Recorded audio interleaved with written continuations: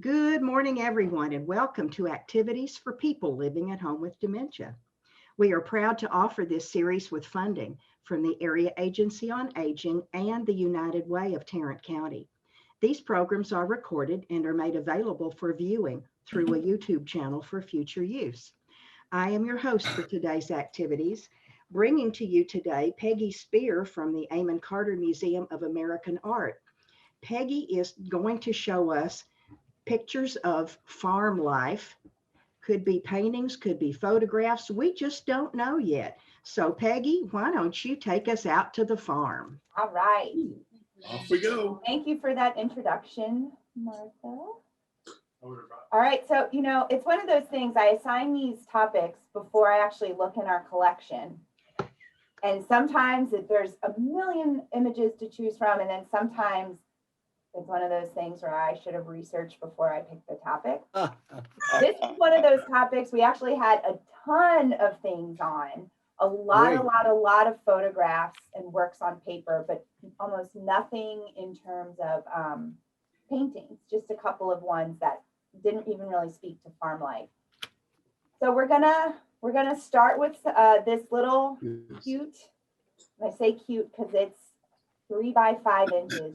The size of a little That's cool looking. And it is entitled Woodlawn Grove, J.H. Morrison's Estate, Texas. So what do we see here? Birds. Birds. Farmhouse. The A plane. farmhouse. The sweet Like little picket picket fence. fence. I know that cute little picket fence. Trees. Looks like some horses. Horses. Do I see It's a pond? actually a deer, a fawn. A deer, okay. Mhm. Ooh. And I know that because I'm going to read to you what she writes on the back of the card. So it does look like a horse, but it's a deer.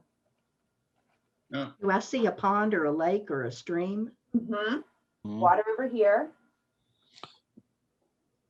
Are you able to, again, this is like if you were farm life or if your parents or grandparents had a farm, you might know. I did not know these. Do you know what these different buildings are?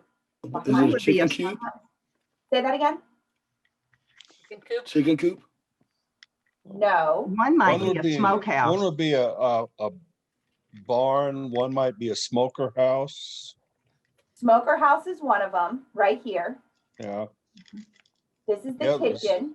The kitchen, Okay. yeah. Kitchen. Oh, And this, she The calls, outhouse. No, it's not an No, outhouse. calls it It's the, A birdhouse. It's a is birdhouse. the dairy. So I think Yeah. it might be like a version of a refrigerator. right. Okay. Yeah. I was trying to think. I've seen it before. On Yeah, my- I thought it my was going to uncle's. be a chicken coop or like a bird situation. Nope, it's for the milk. Mhm. Oh, really? So I'm going to read to you what she wrote on the back and then kind of follow along. You guys have pointed everything out, but I'm going to use her words.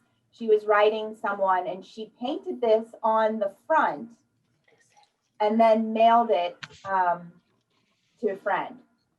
It says on the back, our present residence.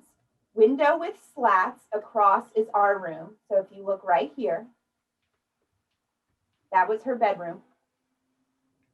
The house in the rear is the smokehouse. Oh, with the door, excuse me, I had it flipped. So this is the smokehouse right here with the door. Whoop. In the foreground, you will see our little pet fawn Uh-huh. Cool. and persons running about. So I guess those are, she had 4, I want to say 3 or 4 boys. She had a bunch of kids. The little house on the high post is the dairy. You will see the river and on the river banks, and on the left, you'll see a road that goes directly into the river. And there's where we take the ferry to cross to the opposite bank.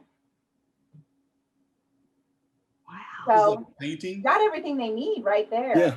Yeah. So can I ask a question, please? Please. Oh, it's so I'm clear. trying to figure out the perspective here of the dairy, because I know dairy barns are a lot larger than that. Does that mean it's farther back than it shows? No, she even says it's in the foreground, so I think it is closer to us. It just might be a really, really small dairy. Okay.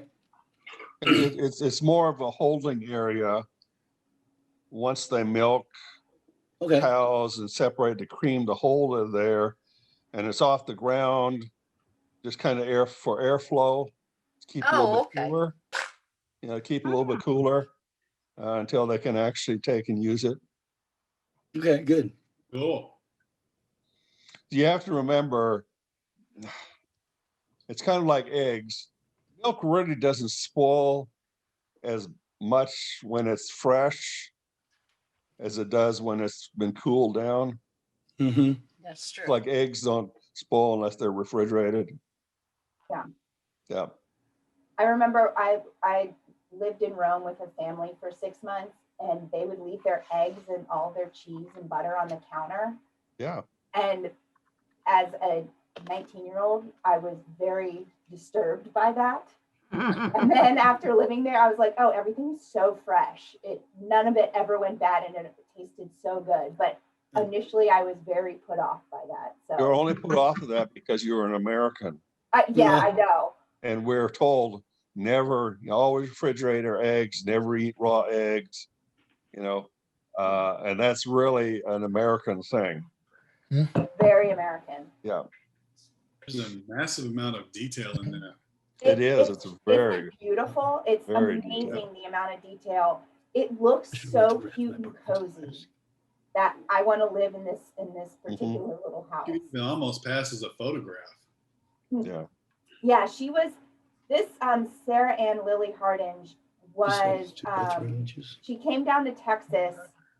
She was from the Northeast, I believe. She came down to Texas to paint watercolors of different animals and birds and things like that. And then she ended up having one child after another and never got out of Texas.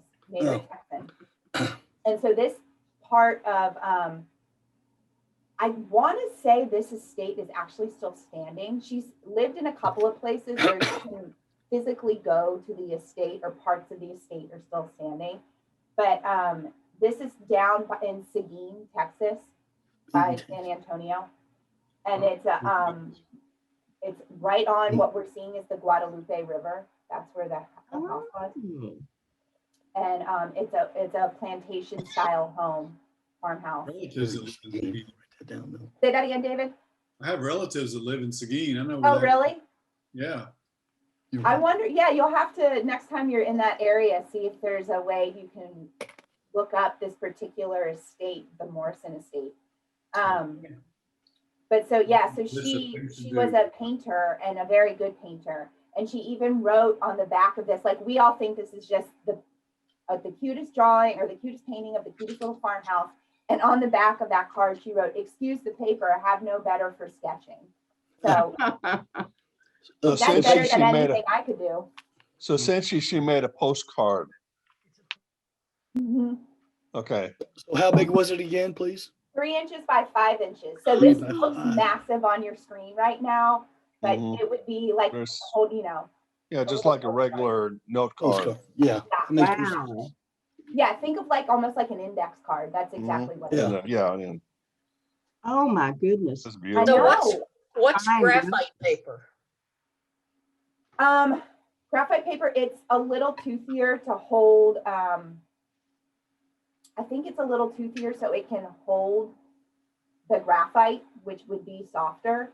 Oh, okay. It isn't specifically rough watercolor paper. Yeah. But she did a great job. And you can see right here, she has J.H. Morrison's estate in the left corner. And then on the right corner, it says Texas. Yes, it So does. essentially what she did is she did a pencil drawing and then colored in the pencil drawing with watercolor. Exactly. Yeah. And you can even see some of the graphite. Yeah. Along edges and stuff. Yeah. And, some of the Beautiful. trees have some detailing that she went in. Mm-hmm. But I just thought, what a darling little farm life. And so you don't see any of the actual, you don't know if this is a working farm. We don't know. She's not calling attention to anything that's a barn. But if they're living in kind of this recluse part of on a river, you assume that there's some farm life happening somewhere. Well, particularly in the age of it. Yes. Yeah. Yes, yes. So I thought this was a sweet farm painting. We're going to move now to another work on paper, but this is a print. Hmm. And it's entitled Preparing for Market. So there's a lot of things going on in here. Tell me what you see. They're loading up a cart Mm-hmm. Is that a with grouse? like produce. Produce. Yeah, you see all the produce here. Yeah. Chickens? It's almost Yep, like chickens. This is a duck. duck. Okay, there you Turkey. And It's a turkey, isn't it? A turkey. That's a turkey. Turkey. Yep. Little Getting girl. ready- They're getting ready to harness the second horse to the cart. Yep, right here. Little girl coming out of the house. Oh, Mhm. sweet. She almost looks like a doll. Doesn't she? Very, yeah, like just a cute little button. And you can see here, she's got a little toy horse that she's playing with. There's a well house behind, or the well behind the horse. Oh, really? Oh, okay. Wow. Yep. Okay. And then there's someone chopping wood. Yeah. And then we've got a cow here and a barn. And you can see another ranch. Yeah, that's a here. well. And then a silo next to the barn. Silo. Yeah. Y'all said chickens, right? Yep. Chickens. We got a puppy dog right here. Big. Oh, yeah. Big dog. Yeah. Yeah, big dog. Doves on the roof. Good eye. Yep. Doves on the Yeah. roof. Doves on the roof. Whoop. So where's this from? Peggy? So this was done by any guesses. It's a very notable paper publisher, or works on paper publisher during the time, Courier and Ives. Oh, Career knives, okay. And so this particular scene is it was very in fashion, or very interesting to readers at the time, these scenes. It's of nowhere in particular, but everywhere at the same time. Oh, okay. So it was, no, it's not assigned to any particular state. It's just generic farm, which people were really interested at this time of rural life, because urban areas were growing bigger and bigger, and these small rural towns were getting smaller and smaller. So there was a little bit of nostalgia for that kind of life. No.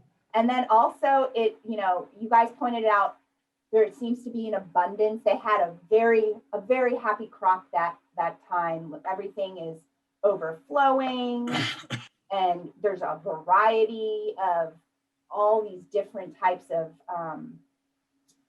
crops. Chickies, so you know that there's the next crop of chicken coming along, and you've got, it looks like another caged animal they'll be bringing to market. So it feels like a very fruitful, productive haul for this family, which the readers of this, which were throughout the entire country, particularly the East Coast, were really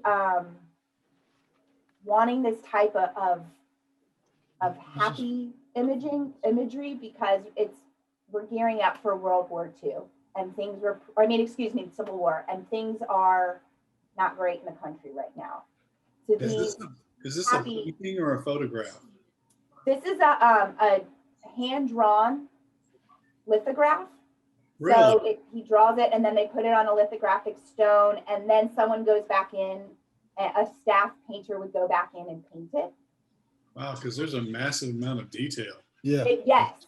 And so this particular artist was on the Courier and Ives. He was a staff artist for 8 years at Courier and Ives. And he was one of the few artists, he was so good, he was one of the few artists that you can see in the bottom right corner, there's a signature. Oh, wow. Courier and Ives artists were not allowed to sign their names, but he was so good, he was allowed to. wow. He was really good. He was really good, and he was really well known for his ability to draw horses. And so He's so good, he gets to break the rules. yep. I mean, if Yeah. you're good enough, you're good enough. So people knew his artwork, people wanted his artwork, and these artworks you could buy for anywhere from $1.50 to $3 at the time. It was created to allow Americans to affordably pay for art to decorate their homes. So he, you know, if there were a few artists on staff that would sign it, so if you had this particular artist, you know, and his signature was on it, it was a nicer piece than others in some cases. Yeah, if you didn't say that, I'd say it was a photograph because it's so Yeah, the detail is impeccable. precise and detailed. And in fact, you can buy yourself a copy. I just saw that one was on market for $5,500 if you're interested Wow. in well, decorating we're your accurate home. $5,000. Yeah, a little. I don't know. You know, I think this was something we've had this in our collection for a while. But Courier knife prints you can always find on market through different auction houses or First Dibs or Cherish, different secondhand websites. So it always depends on the condition and the edition and all that kind of stuff. But this was just something that the U.S. Really was interested in at the time. These urban or these rural scenes of a happy farm, and there's a couple of different versions of this particular print where sometimes there's a kid standing there, sometimes the kid's standing there and she doesn't have a toy. And I'm curious what you think. How would that change, if it changes, the perception of this picture? Okay, without a kid, what does that change how you view this image at all, or the messaging? Yeah, it would take out the part of the family unit, so you wouldn't know if they had children or not. Yeah. And they could be laborers instead of a family. Instead of a family, that's right. Yeah. Yeah, that the inclusion of the child really does add another element to everything you're saying. And to me, almost that happy family unit. Look, they've got a little boy, they've got a little girl, they've got the dog. So they've got that, you know, the perfect family in a bountiful harvest. It plays into that perception of a happy and prosperous living. You know something I noticed that's different from like Kansas where I grew up, the cellar is by the house. Usually the root cellar is away from the house in Kansas and Oklahoma. Oh, interesting. It also serves as a tornado shelter. Yeah. Yeah. Right, yeah. Well, Northeast, we don't have too many tornadoes, but we got those hurricanes. I can just But see what an Dorothy. interesting point out, Myra. Yeah, that's something I would never, that to me just registered as that's how it is. But you're right. That is always detached in the Midwest. Yeah, it's detached in Central America. Yeah, I Central remember US. my grandparents had a cellar that it didn't have an outside door, it had an inside door. Oh, interesting. It's a root cellar. And so they had a door. I can't remember where it was, but it was someplace where you could actually open it on the inside and go in. Oh, wow. Cool. Oh, and I must tell you as well, my grandmother had one. You would open up the floor in the kitchen. Yes. Oh, Yes. yeah. The kitchen floor had a door in it. Yeah. And then That's I remember now. earthen steps going down to where the shelves were to keep the canned goods from what she had done over the summer. Would you guys play down there as kids, or were you not allowed down there? I've been in it, but it wasn't a play thing. No. It was always cold and it was mud walls. Oh, yeah. Oh, yeah. Mm-hmm. But Yeah, it was kind always chilly. Kind of Yes, I was in musty a little bit. Sometimes they had roots. The root cellar, because actually there's sometimes were roots coming out of the walls. Yep. Mm-hmm. You know, and so yeah. Steve, thank you for bringing that memory back to me. Oh, thank you. It just popped my brain, and you know. Yeah, did many of you have family who had farms, or would you go visit friends who had a farm? I mean, I feel in this part of the world, farms are you have access to a farm a lot more than you would maybe on the Northeast.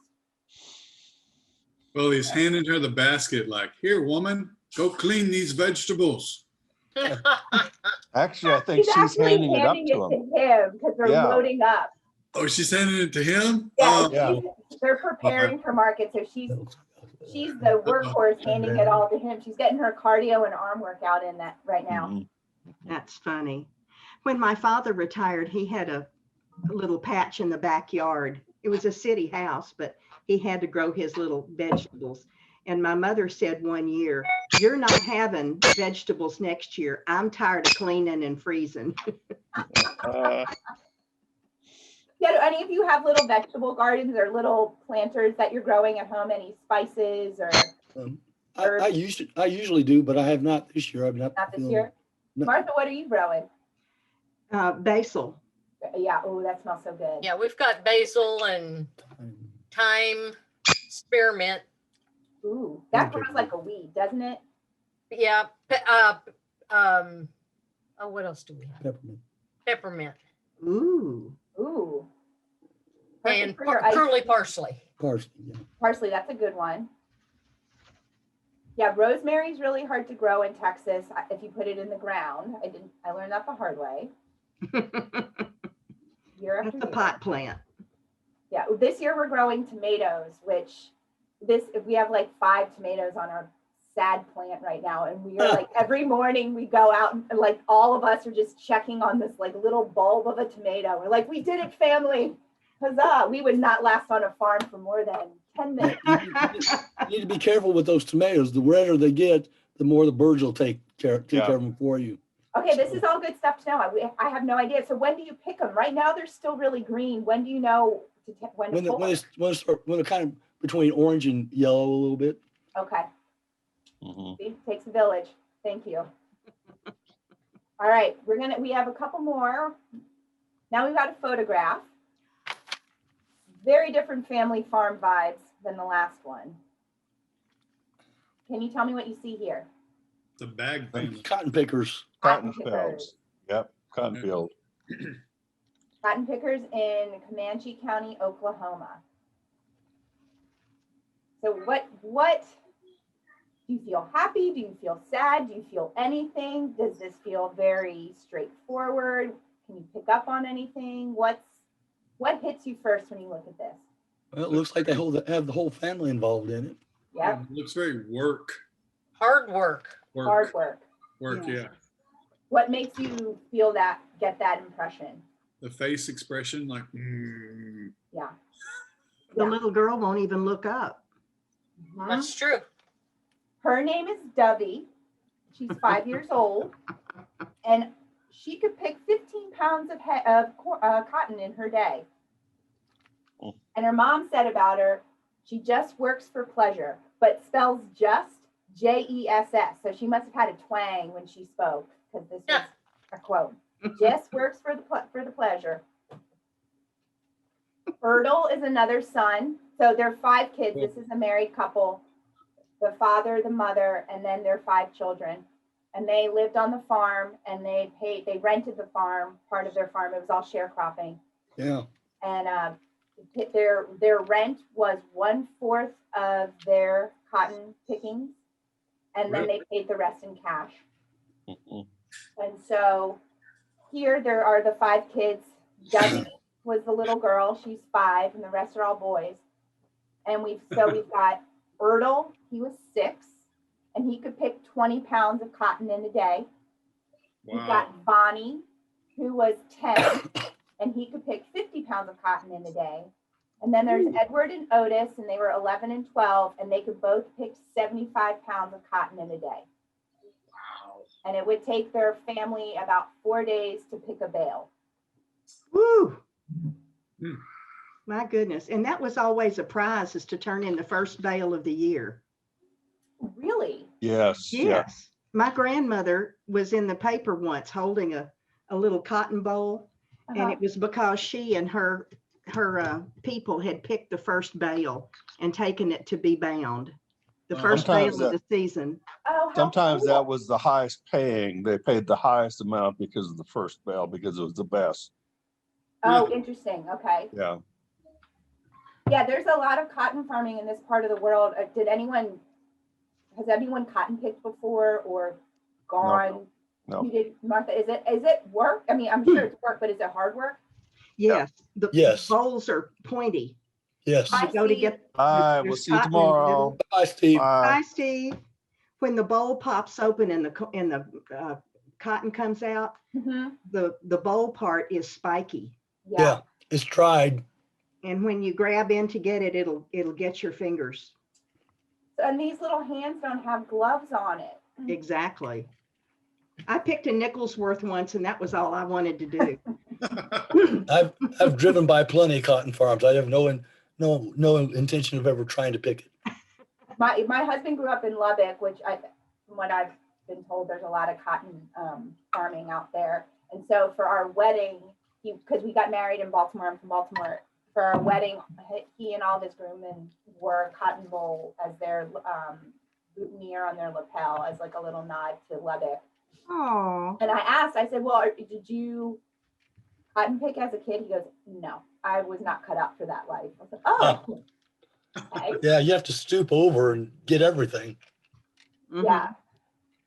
Well, so we're seeing a bunch of sweet little biddies who are being put to work.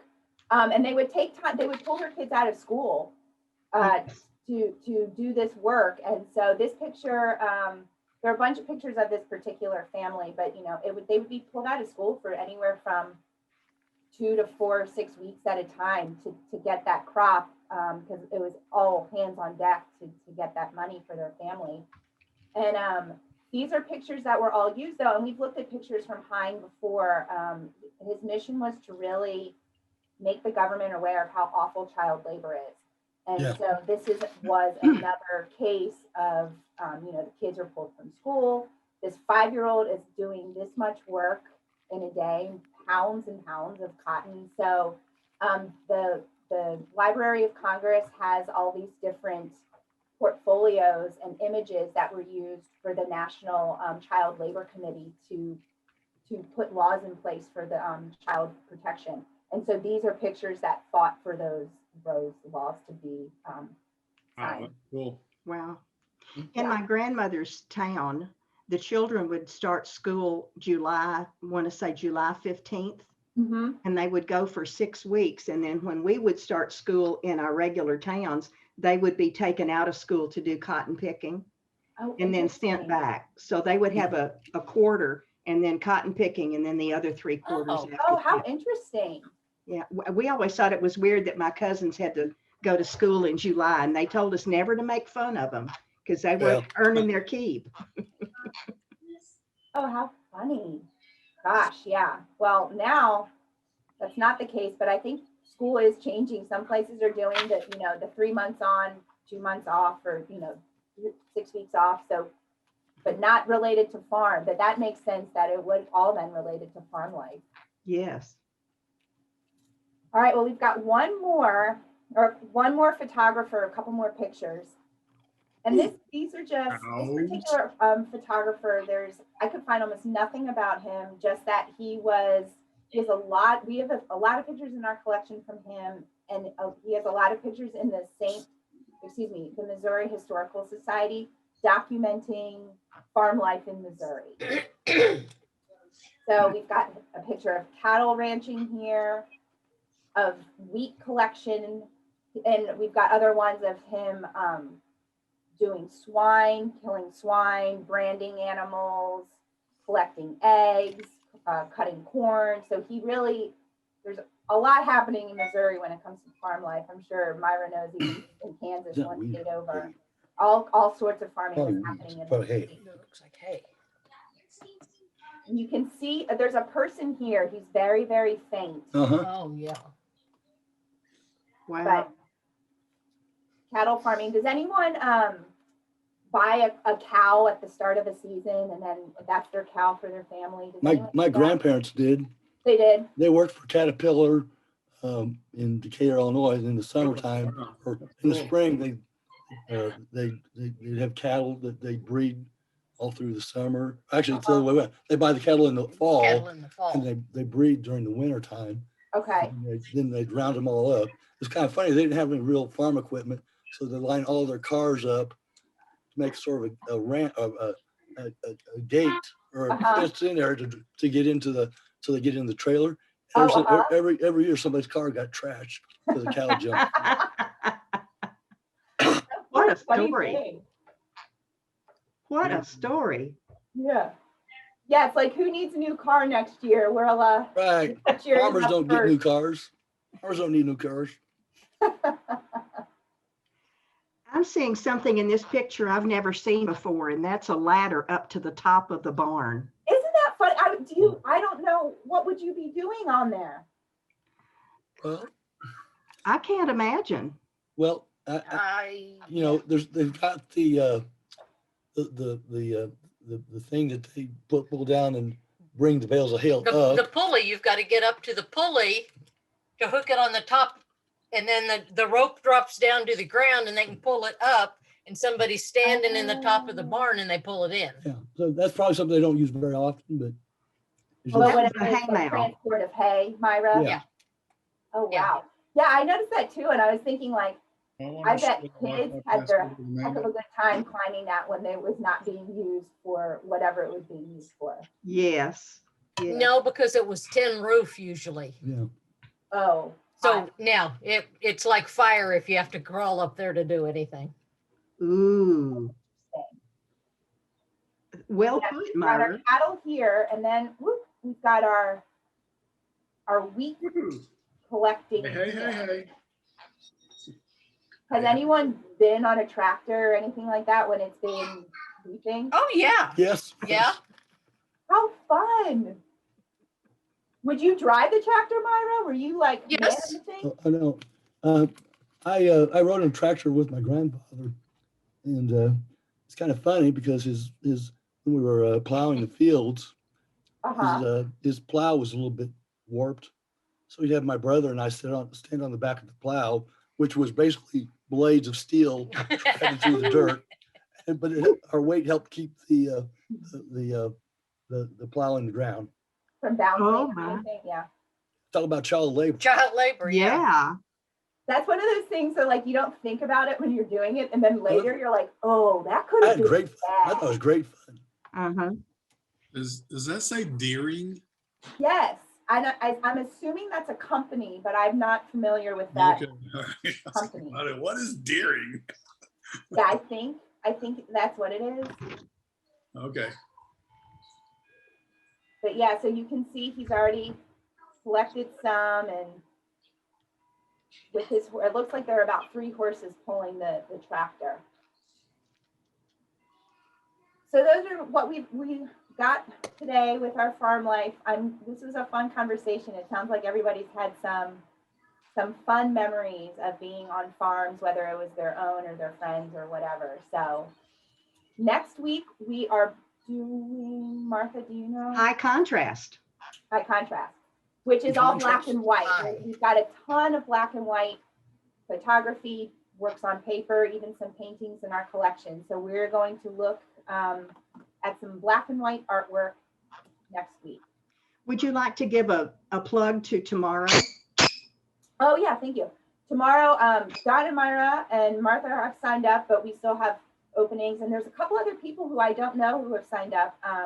But we have, through the Amon Carter on our website, you can find our registration page. We are doing cats and dogs as at Artful Moments tomorrow. And it was supposed to be in a non-COVID world. We always have a dog event here at the Amon Carter where everyone brings their dogs, and we have stuff going on out in the front yard where, you know, your dogs can put their head in portraits of our collection and things like that.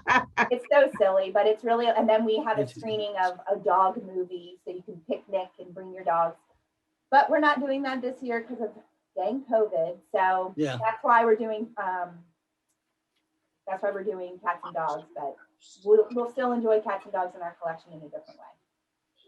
Thank you, Miss We Peggy. will be there, Peggy. Yay, well, I'll see you all tomorrow. If I don't see you tomorrow, and then I will see you next Wednesday. With high Thank you, contrast. Peggy. Thanks High again, Miss contrast. Peggy. All right, bye, Have y'all. a great day. Bye-bye. Now let's take a look at tomorrow. Jukebox Days. It's going to be 1961. All right. And tomorrow we are joining with Scotland, and it will be 4:30 p.m. in Scotland when it's 10:30 a.m. here. I keep making the mistake of saying good morning, and they say no, good afternoon. And we just use our regular link, right? Yes, our regular link. No, Okay. no big deal. Our regular link. And I won't be here tomorrow, so you'll have Gail as your facilitator. And then Friday, we have Jonathan Sanson, piano and vocals. Cool. What a busy week. Yeah, looking forward to it. Absolutely. Did the kids come back in yet? David? Yeah, the kids are here. Yeah. Oh, well, I was going to show him the bird, but he just flew away. Oop, here he comes again, comes around. Hey, Adley. The kids wanted to see the bird. Adley, come see the bird. She's got a parrot named Woodstock. He's here for the moment. Joshua, come see the bird. Janine and John, Don and Myra, you all have yourselves a great day. Hey, are we not gonna do Wednesday stuff? Oh, yeah, you can. Hey, Joshua, this is Woodstock. Adley, And say Joshua's little sister is who? hi. Oops, Adley. Adley. I'm sorry, he flew away again. Oh, darn. We scared him away. Bye, Birdie. Bye, bye, Next birdie. time. Yeah, next time. Oh, there he is. Oh, Back, he's back. You called him, you came back. Forth and back and forth. See the birdie on her bed? where is he? There he is. Does that hurt when he does that? No. Okay. I'm coming, Josh. No. He lands flat and then grips in. No, but he was kind of pecking. The pecking doesn't hurt either. If he wanted to Okay. hurt me, he would hurt me. Okay. But he's He'll doing be that back, out of he'd be love. biting. Well, are you saying you have a really hard head? Yes. Yes, I do. You all are I so. like you so much. Yes, you're welcome. Don, good luck tomorrow at the doctor. Thank you. And I personally will see you all on Friday. Thank you very Alrighty. much. Bye-bye. Bye, everybody.